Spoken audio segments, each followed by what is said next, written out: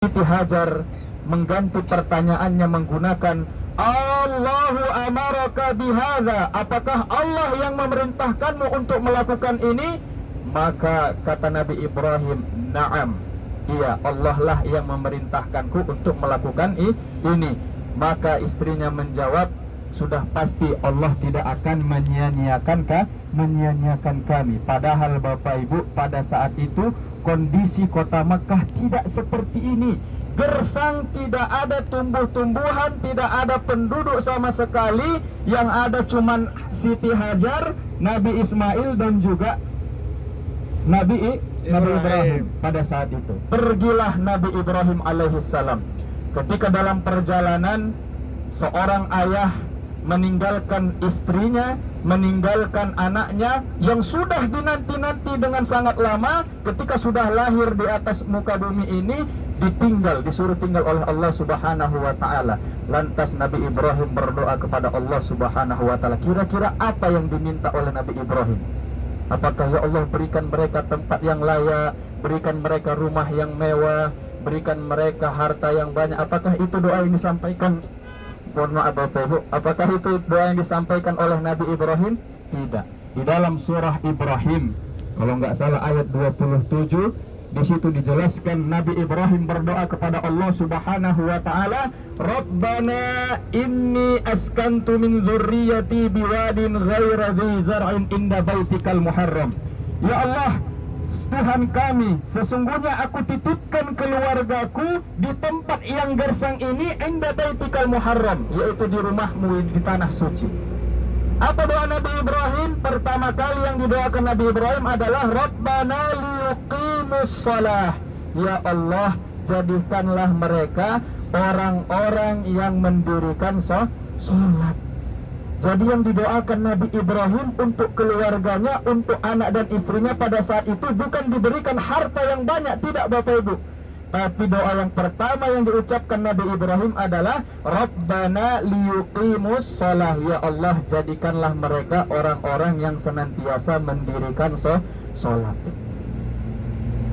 Kalau kita sudah mendirikan sholat, maka tidak ada lagi yang perlu kita khawatirkan. Semua sudah dimudahkan oleh Allah Subhanahu wa ta'ala, baik dari segi rezeki, baik dari segi kesehatan, urusan dan lain-lain. Kemudian apa doa yang kedua yang disampaikan oleh Nabi Ibrahim?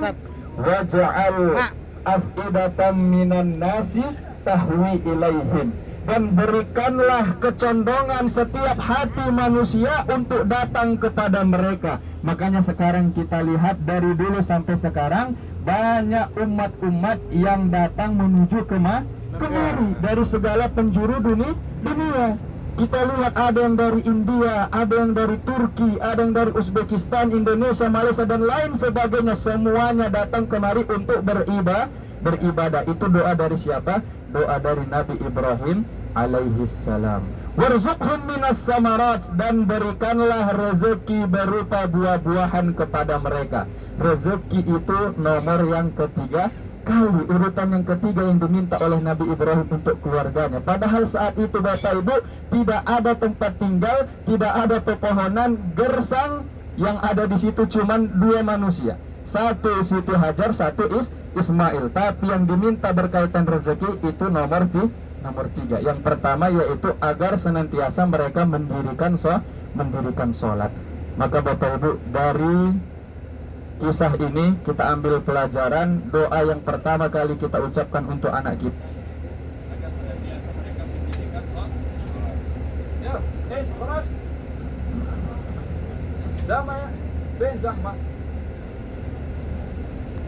Ya, ini biasanya kita bisa mampir Bapak Ibu. Cuman karena kita sudah terlalu telat lama, dan tadi busnya sudah mau minggir tapi diusir oleh polisinya, dan biasanya juga bisa berhenti di pinggir jalan, tapi ini tidak dikasih lagi Bapak Ibu.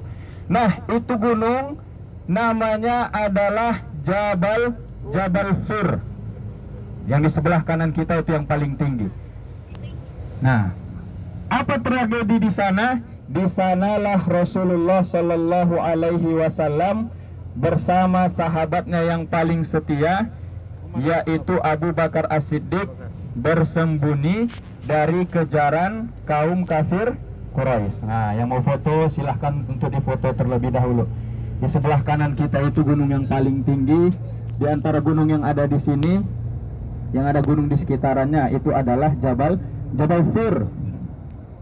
Jadi jangan sampai salah. Ada Jabal Thur, ada Jabal Nur. Jabal Thur yaitu tempat persembunyian Rasulullah dari kejaran kaum kafir Quraisy. Kalau Jabal Nur itu tempat Rasulullah pertama kali menerima wahyu. Bagaimana kisah perjalanan Rasulullah Shallallahu Alaihi Wasallam atas kejar-kejaran orang kafir Quraisy, yaitu terjadi pada hari Kamis, Bapak Ibu. Pada hari Kamis pagi berkumpullah seluruh pembesar-pembesar kaum kafir Quraisy di sebuah tempat yang bernama Darun Nudwah. Apa nama tempatnya? Darun Nudwah. Darun itu artinya tempat ataupun rumah. Nudwah itu artinya parlemen, tempat perkumpulan, seperti itu. Nah, kalau bahasa kerennya convention hall, jadi tempat balai pertemuan. Berkumpullah mereka di sana pada pagi hari Kamis, yang dipimpin oleh Umar bin Hisham. Kenal Bapak Ibu Umar bin Hisham? Kenal namanya aja, Pak. Kalau saya sebut julukannya, oh dia. Siapa nama kerennya? Nama aslinya Umar bin Hisham. Nama kerennya Abu Jahal. Jadi itu lakopnya Bapak Ibu. Ibarat kalau orang sekarang nama aslinya Umar bin Hisham, nama FB-nya Abu Jahal. Bapak bohong. Dialah yang memimpin sidang pada saat itu di Darun Nudwah. Apa tujuan mereka kumpul pada saat itu? Yaitu untuk menghentikan dakwah daripada Rasulullah Sallallahu Alaihi Wasallam. Ketika mereka berkumpul di Darun Nudwah, Qusay. Jadi dibangun oleh Qusay, didirikanlah Darun Nudwah sebagai tempat untuk perkumpulan. Makanya Bapak Ibu, dulu Rasulullah Sallallahu Alaihi Wasallam itu orang yang terpandang. Kaum kafir Quraisy itu dulu segan dengan Rasulullah Sallallahu Alaihi Wasallam, apalagi ketika paman Rasulullah yaitu Abu Thalib masih hidup. Mereka itu segan kepada Rasulullah Sallallahu Alaihi Wasallam. Jadi dulu strategi mereka untuk menghentikan dakwah Rasulullah pertama dengan bentuk rayuan, merangkul Rasulullah. Akan dijanjikan diberikan harta, diberikan tahta, diberikan wanita, hanya untuk menghentikan dakwah menyiarkan ajaran agama Islam. Lantas apa yang dikatakan oleh Rasulullah ketika mereka memberikan tawaran-tawaran tersebut? Rasulullah mengatakan, andaikan kalian berikan di tangan kananku matahari dan di tangan kiriku rembulan, maka aku tidak akan berhenti menyiarkan ajaran agama Islam. Tak bisa dengan rangkulan, maka harus dipukul. Itulah strategi mereka. Berkumpullah mereka di Darun Nudwah pada saat itu. Ada yang memberi usulan, bagaimana kalau Nabi Muhammad kita culik saja, kita letakkan dia di tempat yang sangat jauh. Maka usulan yang pertama itu tidak diterima. Kenapa? Karena Nabi Muhammad SAW memiliki karismatik yang luar biasa. Andai saja walaupun kita tempatkan ia di tempat yang sangat jauh, sampai di sana dia bisa mengajak orang-orang lain, maka orang-orang tersebut akan menyerang kita bersamaan dengan Rasulullah Sallallahu Alaihi Wasallam. Usulan yang pertama ditolak oleh Abu Jahal. Kemudian ada yang mengusulkan kembali, bagaimana kalau ketika Rasulullah Sallallahu Alaihi Wasallam tidur, kita tebas kepalanya. Satu orang kita utus untuk menebas kepala Rasulullah Sallallahu Alaihi Wasallam ketika ia tidur. Jangan. Kenapa? Karena nanti mudah dilacak, akan dikumpulkan beberapa orang, beberapa kabilah-kabilah untuk mencari siapa yang telah membunuh Rasulullah Sallallahu Alaihi Wasallam. Akhirnya pimpinan sidang langsung yang memberikan idenya itu berasal dari setan. Maka namanya mindset, main pikiran setan, pikiran dari setan. Ya, itu candaan Bapak Ibu. Digoda oleh setan, apa yang disampaikan oleh pimpinan sidang Abu Jahal. Mereka membuat strategi bagaimana dari setiap kabilah-kabilah yang kita punya, kita utus remaja-remaja yang gagah untuk mengepung Rasulullah Shallallahu Alaihi Wasallam dan membunuh Rasulullah Shallallahu Alaihi Wasallam ketika ia sedang tidur. Agar apa? Agar tidak mudah dilacak siapa yang membunuh Rasulullah Shallallahu Alaihi Wasallam. Teng, diketoklah Bapak Ibu hasil keputusan sidang tersebut. Jadi dikumpulkanlah semua para remaja-remaja yang gagah dari setiap kabilah-kabilah untuk membunuh Rasulullah Shallallahu Alaihi Wasallam. Siangnya kabar tersebut ataupun hal yang ingin mereka lakukan sampai ke Rasulullah Shallallahu Alaihi Wasallam melalui malaikat Jibril. Ya Rasulullah, malam ini silahkan berhijrah ke kota Madinah. Disampaikanlah bahwa malam ini kaum kafir Quraisy akan datang untuk membunuhmu. Akhirnya Rasulullah Shallallahu Alaihi Wasallam pergi ke rumah Abu Bakar As-Siddiq untuk menyampaikan, wahai Abu Bakar, malam ini kita akan berhijrah ke kota Madinah. Malam hari setelah Rasulullah Shallallahu Alaihi Wasallam melaksanakan sholat tahajud, kalau diperkirakan waktunya itu sekitar jam 1 ataupun jam 2 Bapak Ibu, keluarlah Rasulullah Shallallahu Alaihi Wasallam, dan yang menggantikan posisi Rasulullah di tempatnya Rasulullah tidur ialah Ali bin Abi Thalib, agar mereka mengira Rasulullah masih berada di dalam kamarnya, di tempat tidurnya. Keluar Rasulullah Shallallahu Alaihi Wasallam, dan ketika Rasulullah Shallallahu Alaihi Wasallam keluar dari rumahnya, disitulah mukjizat Allah Subhanahu Wa Taala dalam ayat surah Yasin terlihat jelas di situ Bapak Ibu. Apa yang dikatakan dalam ayat tersebut? Wa ja'alna min baini aydihim saddan wa min khalfihim saddan fa aghshaynahum fahum la yubsirun. Orang-orang yang sudah mengepung Rasulullah Sallallahu Alaihi Wasallam pada saat itu, mereka tertidur dibuat Allah Subhanahu Wa Taala. Dari ayat tersebut bisa kita lihat artinya wa ja'alna min baini aydihim sadda, di antara mereka sudah seperti ada tembok yang menghalangi mereka. Wa min khalfihim sadda, dari arah belakang mereka juga tertutup.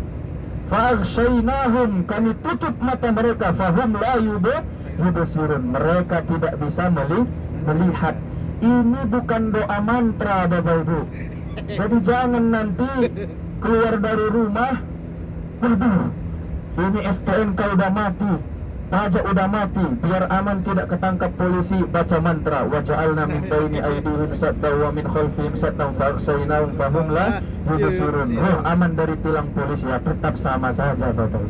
Ini merupakan ayat yang menunjukkan tentang kekuasaan Allah Subhanahu Wa Taala pada saat Rasulullah Shallallahu Alaihi Wasallam dikepung. Pada saat itu posisi Rasulullah hampir sama seperti orang teroris. Bisa kita lihat Bapak Ibu di video-video di TV-TV yang beredar, bagaimana kita lihat seorang intel itu, pasukan-pasukan elit mengepung seorang teroris. Kalau dulu belum ada sniper, jadi langsung main datang ke rumah membawa pedang. Ketika Rasulullah keluar, Rasulullah melihat mereka semua dalam keadaan tertidur. Rasulullah hamburkan di atas kepala mereka berupa pasir-pasir untuk menghinakan mereka. Bayangkan, mereka sudah prepare dengan luar biasa, ternyata mereka merasa tertidur. Kaburlah Rasulullah Sallallahu Alaihi Wasallam menuju ke Jabal Sur. Sebelum kita berkisah tentang Jabal Sur, pasukan pun masuk ke dalam rumah Rasulullah, dan ketika mereka membuka selimut, yang mereka lihat di atas tempat tidur adalah Ali bin Abi Thalib. Ya Ali, mana Rasulullah? Mana saya tahu. Rasulullah sudah pergi bersama Abu Bakar menuju ke Jabal Sur. Ketika sudah mendaki ke Jabal Sur, sambil mendaki Jabal Sur, Rasulullah menoleh ke arah kota Mekah seraya mengatakan, ma atyabuki min baladin wa ahabbaki ilayya walaula anna qaumi akhrajuni masakantu ghairaki. Artinya, betapa engkau adalah sebaik-baiknya tempat tinggal dan aku sangat mencintaimu. Kalaulah bukan karena kaumku yang ingin mengusirku, maka aku tidak akan tinggal kecuali di tempatmu. Rasul sangat cinta kepada kota Makkah Bapak Ibu. namun ada hal yang harus Rasulullah Sallallahu Alaihi Wasallam lakukan, meninggalkan kota Makkah menuju kota Madinah. Akhirnya Rasulullah pun harus hijrah menuju ke kota Madinah. Ketika sampai di atas gunung, di depan daripada Jabal Fur, Abu Bakar As-Siddiq mengatakan kepada Rasulullah, "Ya Rasulullah, jangan masuk dulu." Untuk apa? Abu Bakar ingin memastikan di dalam gua tersebut apakah masih ada lubang-lubang yang belum tertutup, apakah guanya sudah layak untuk ditempati oleh Rasulullah Sallallahu Alaihi Wasallam. Masuklah Abu Bakar terlebih dahulu, dikayaknya bajunya, jubahnya untuk menempel lubang-lubang yang ada di dalam gua tersebut. Sudah aman gua tersebut, Abu Bakar mempersilahkan kepada Rasulullah untuk masuk. Abu Bakar pun duduk, kemudian menselonjorkan kakinya karena kecapean naik gunung. Ketika Abu Bakar menselonjorkan kakinya, Rasulullah pun tidur di atas pangkuannya Abu Bakar. Masya Allah Ustaz, enak sekali jadi Abu Bakar Ustaz ya. Kenapa ya enggak Allah hidupkan saya pada saat itu untuk merasakan menjadi Abu Bakar? Jangan kita katakan seperti itu Bapak Ibu. Kalau kita hidup ketika masa zaman Abu Bakar As-Siddiq, bisa jadi kita bukan jadi pengikutnya Abu Bakar, tapi pengikutnya Abu Jahal. Karena luar biasa perjuangan dulu ketika Rasulullah mensiarkan ajaran agama Islam. Singkat cerita, tidurlah Rasulullah Sallallahu Alaihi Wasallam di atas pangkuannya Abu Bakar As-Siddiq radhiyallahu anhu. Ketika Rasulullah tertidur, kemudian Rasulullah merasakan ada tetesan air. Iklan sebentar Bapak Ibu. Di sebelah kanan kita ini ada Universitas Ummul Qura, yaitu jamiah ataupun tempat kuliah yang ada di kota Makkah yang terkenal juga di dunia, yaitu Ummul Qura. Kalau di kota Madinah ada Universitas Islam Madinah, tapi ini kampus untuk laki-laki. Jadi dipisah antara kampus laki-laki sama perempuan. Untuk kampus perempuannya itu ada di kota Makkah juga, nama daerahnya daerah Aziziyah. Jadi ini kampus untuk laki-laki ya. Semoga mungkin ada di antara anak Bapak Ibu yang berkeinginan untuk sekolah di kota Makkah, di Ummul Qura. Semoga Allah berikan kesempatan untuk belajar di sini. Yang belajar di sini semuanya gratis, beasiswa. Tidak perlu bayar uang sekolah, bahkan dikasih uang jajan. Dulu saya pernah mau masuk kuliah di sini. Minatlah Bapak Ibu, ada tawaran dari pondok pesantren. Itu uang sakunya dulu itu ditawari per bulannya dikasih 7 juta rupiah.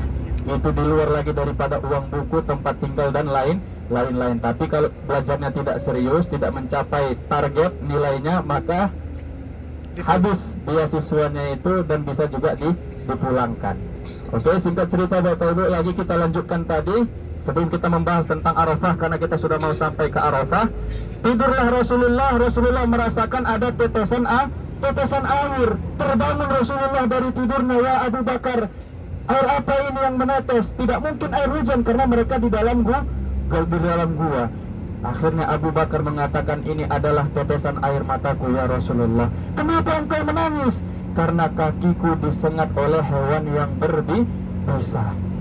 "Kenapa engkau tidak menggerakkan kakimu?" "Karena aku takut membangunkanmu dari tidurmu ya Rasulullah." Bayangkan Ibu, digigit oleh hewan berbisa. Kalau Bapak Ibu mau rasain gimana digigit oleh hewan berbisa yang berada di dalam gua, nanti sampai di Indonesia datanglah ke kebun binatang, ambil kalajengking, lengketkan di tangan Bu.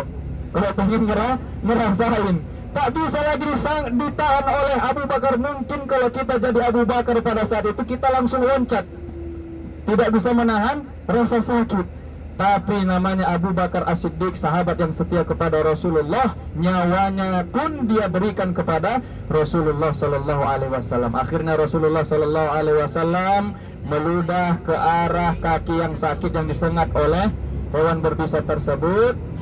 Langsung kaki tersebut sembuh dari penyakit, hilang rasa sakit tersebut akibat daripada air liurnya Rasulullah Sallallahu Alaihi Wasallam. Bapak Ibu yang dirahmati oleh Allah, alhamdulillah sekarang kita sudah sampai di Arafah. Ya, sudah sampai di Arafah, sudah berada di kawasan Arafah.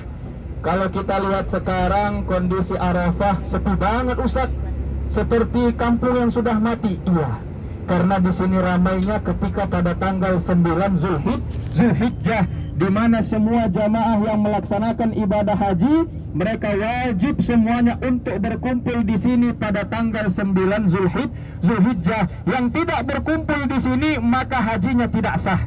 Karena ini merupakan hal yang wajib dilaksanakan oleh ataupun sebagai rukun daripada pelaksanaan ibadah haji. Karena dalam Al-Quran dikatakan al-hajju arafah, haji itu wukuf di padang Arafah. Kenapa ini dikatakan sebagai Arafah? Ada 3 alasannya. Kalau ditarik dari dalam bahasa Arab, Arafah berasal dari kata arafa ya'rifu, artinya mengenal ataupun mengetahui. Alasan yang pertama, ada beberapa pendapat mengatakan karena disinilah dulu Nabi Ibrahim alaihissalam diajarkan manasik pelaksanaan ibadah haji oleh malaikat Jibril. Kemudian malaikat Jibril mengatakan, hal arafta ya Ibrahim? Nabi Ibrahim pun mengatakan, na'am araftu. Itu alasan yang pertama. Alasan yang kedua, kenapa dikatakan sebagai Arafah? Karena disinilah tempat umat manusia yaitu berwukuf Arafah. Wukuf artinya berhenti, Bapak Ibu. Arafah artinya mengetahui atau mengenali. Kalau kita tarik, kita jabarkan artinya, disinilah umat manusia diperintahkan oleh Allah Subhanahu wa Ta'ala berhenti sejenak dari hiruk pikuk dunia, dari urusan duniawi umat manusia, untuk berarafah, yaitu untuk mengenali diri mereka sendiri selaku hamba. Tujuan Allah menciptakan mereka di dunia ini untuk apa? Hal-hal yang sudah mereka lakukan semasa hidup mereka di dunia ini sudah apa? Maka disinilah Allah Subhanahu wa Ta'ala menempatkan umat manusia satu hari saja pada tanggal 9 Zulhijjah. Mereka diminta Allah untuk berhenti dari seluruh kegiatan duniawinya, hanya untuk mengenali diri mereka sebagai hamba dan Allah sebagai Rabb mereka. Disinilah tempat mereka untuk merenung. Makanya dimulai dari tergelincirnya matahari hingga terbenamnya matahari, disinilah semuanya membanyak berzikir kepada Allah, semuanya bermuhasabah, merenungkan akan dosa-dosa yang telah dilakukan mereka selama hidup mereka.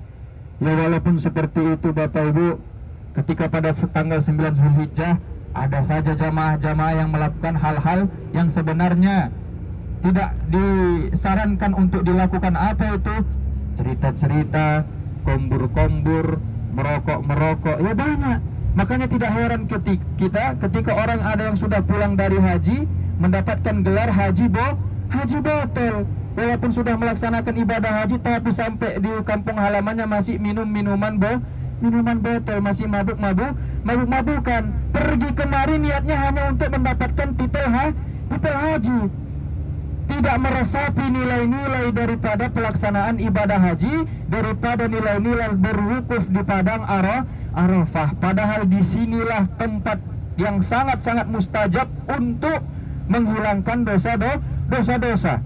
Doa-doa yang kita panjatkan insya Allah dikabulkan oleh Allah Subhanahu wa Ta'ala pada tanggal tersebut, yaitu pada tanggal 9 Zulhijjah. Perbanyak zikir, perbanyak doa, dan perbanyak bermuhasabah, beristighfar kepada Allah Subhanahu wa Ta'ala. Urusan duniawi tinggalkan dulu sejenak. Selesai berwukuf di padang Arafah, kemudian setelah itu silahkanlah untuk beraktivitas kembali. Itu alasan yang kedua. Alasan yang ketiga, karena disinilah Nabi Adam alaihissalam bersama istrinya tercinta setelah diturunkan oleh Allah dari surganya Allah Subhanahu wa Ta'ala turun ke bumi, dipisah jaraknya sangat jauh Bapak Ibu. Nabi Adam diletakkan Allah di negara India, sedangkan istrinya Hawa diletakkan di mana? Di kota Jeddah. Itulah kenapa namanya kota Jeddah. Jeddah artinya nenek, Jaddun kakek, Jeddah nenek, Jeddah kota nenek. Karena disinilah dulu Siti Hawa diturunkan oleh Allah dari surga, dan di kota Jeddah juga terdapat makamnya Siti Hawa. Setelah diturunkan oleh Allah, diberikan jarak yang sangat jauh, 200 tahun, ada yang mengatakan 200, ada yang mengatakan 300 tahun lamanya dipisahkan oleh Allah, dan dikenalkan kembali, diperkumpulkan kembali antara Adam dan Hawa di tempat ini. Itulah di Jabal Rahmah. Makanya dikatakan sebagai Jabal Rahmah, Jabal kasih sayang. Itu pun Nabi Adam diajarkan doanya oleh Nabi Jibril alaihi salam. Bagaimana doanya? Diajarkan oleh malaikat Jibril. Bagaimana doanya? Doa yang sering kita ucapkan ketika sholat kita. Rabbana zalamna anfusana wa illam taghfir lana wa tarhamna lanakunanna minal khasirin. Disuruh oleh malaikat Jibril, perbanyaklah meminta ampun kepada Allah atas dosa yang telah engkau lakukan. Merasalah kalau kita adalah hamba Allah yang zolim. Padahal Bapak Ibu, pada saat itu yang dilakukan oleh Nabi Adam hanya memakan buah khuldi, mengabaikan perintah dari Allah karena terkena hasutan dari setan ataupun iblis laknatullah alaih. Diturunkan oleh Allah kemari, dan Nabi Adam alaihissalam berdoa kepada Allah, Rabbana zalamna anfusana wa illam taghfir lana wa tarhamna lanakunanna minal khasirin. Akhirnya dipertemukanlah kembali antara Nabi Adam dan Siti Hawa. Makanya salah satu amalan agar doa kita diijabah oleh Allah, keinginan kita diijabah oleh Allah, sebelum ditutup dengan Rabbana atina fid dunya hasanah wa fil akhirati hasanah wa qina adzabannar, ucapkanlah Rabbana zalamna anfusana wa illam taghfir lana wa tarhamna lanakunanna minal khasirin. Alhamdulillah kita sudah sampai Bapak Ibu. Ini nanti kita mau turun ke arah Jabal Rahmah. Lumayan Bu, lumayan jauh. Karena jarak dari tempat parkiran ke ininya lumayan jauh. Jadi bagi Bapak Ibu yang bisa jalan ini, ya bisa dikatakan cukup jauh perjalanannya ke Jabal Rahmah. Bagi yang mau ikut, ayo. Bagi yang mau tetap di bus saja, silahkan untuk menunggu di bus. Ada warning yang harus kita perhatikan di sini. Pertama Bapak Ibu, di sini tempat rawan hilang barang. Maka dari itu tasnya jangan diletakkan di belakang ataupun di samping. Kalau bisa tasnya dihadapkan di depan dan sudah dikunci.